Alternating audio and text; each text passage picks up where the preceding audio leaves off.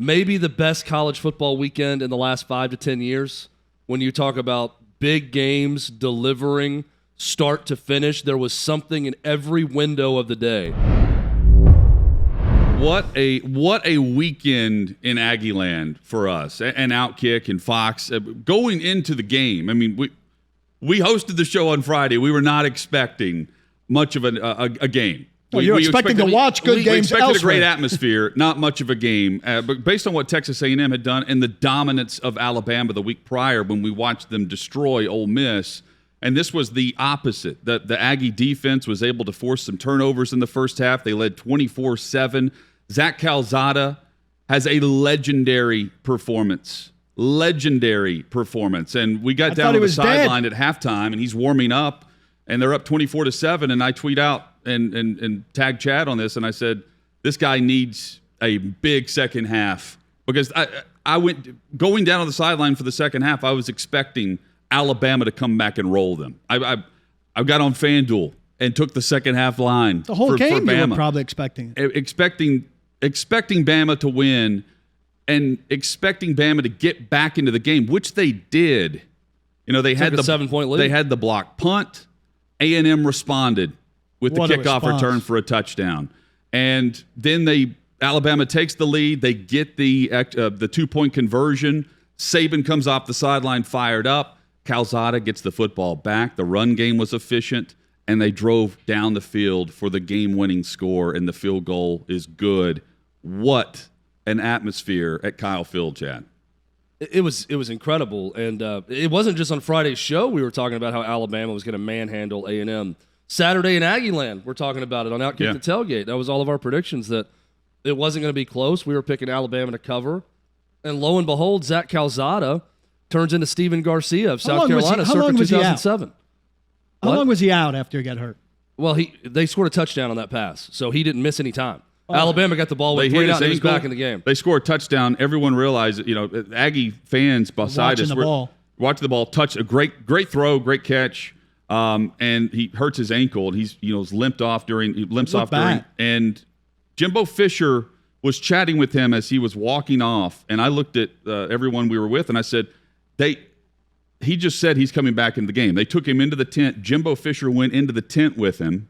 Which you don't see. And they get the football back. The crowd erupts. They start chanting his name because he took the field and joined the huddle. So Alabama get a first down or two on that possession? Did he have there some time? There was a 3 and out. They came in, got a 3 and out. That's really impressive. Got the ball back and went right down and kicked the field goal and won it. Amazing. The moment, 6 plays, 65 yards, and the touchdown.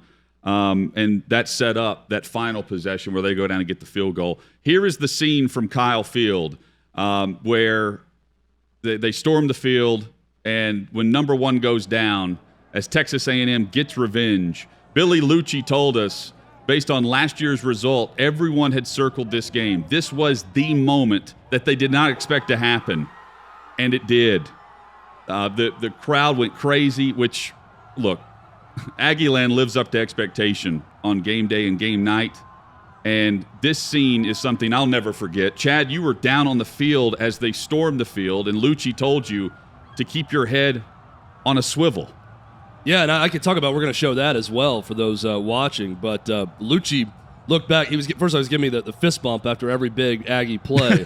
And he said, you better keep your head on a swivel because this place, it's going to be busy down here on the field here if he hits this. And I'm watching with Johnny Manziel, who's right in front of me. And Johnny Manziel, I meet him with 5 minutes left in the game, and he says, hey, man, I'm pretty into this, so I may not be able to talk much. I'm not trying to talk to you, buddy. You watch. I'm watching, too. Here's Chad's view. And here's the field goal. I'm right behind Johnny Manziel. Chief. Go horizontal. This is for Instagram Story, Chief. This is for Instagram Story, Chief. You got to do it this way.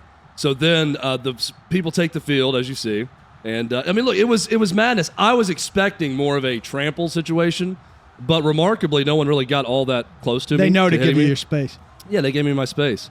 Look, it was a great atmosphere. It's the first time since 2007 Bama has lost to an unranked team. And I could not stop thinking when we were watching A&M, this was the team that we thought they were going to be in the preseason. Yeah. This was a Haynes King quarterback team that we thought we were going to see in the preseason that would go toe-to-toe with Alabama. When everyone circled this date and said Alabama and A&M is going to be the game of the year in the SEC, this is what we were expecting. But A&M, their season's was somewhat derailed by 2 losses, the Mississippi State loss especially. But, looking bad offensively, and then Zach Calzada. I said it before, I'll say it again. It's a Steven Garcia-like moment. Yeah. 2007 was the last time Steven Garcia, South Carolina, won over Nick Saban in Alabama.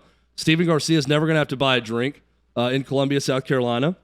Zach Calzada became a legend, regardless of what he does. If Haynes King comes back and takes the job right back from him, Zach Calzada will always be a legend at Texas A&M for this one game. It was incredible to be a part of it and see it.